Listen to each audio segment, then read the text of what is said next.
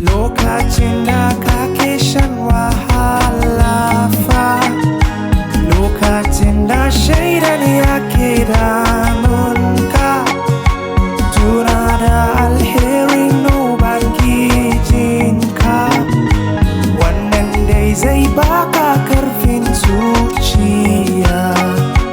Har matuka Yesu yana nan, har matuka Yesu yana nan, har matuka Yesu yana nan, shi ba zai rabu da kai ba ko kaɗan.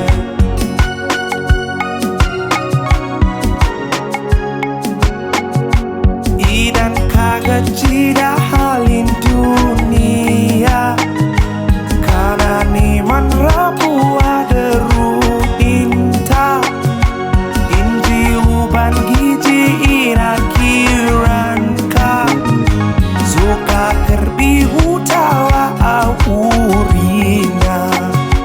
Har matuka Yesu yana nan, har matuka Yesu yana nan, har matuka Yesu yana nan, shi ba zai rabu da kai ba ko kaɗan.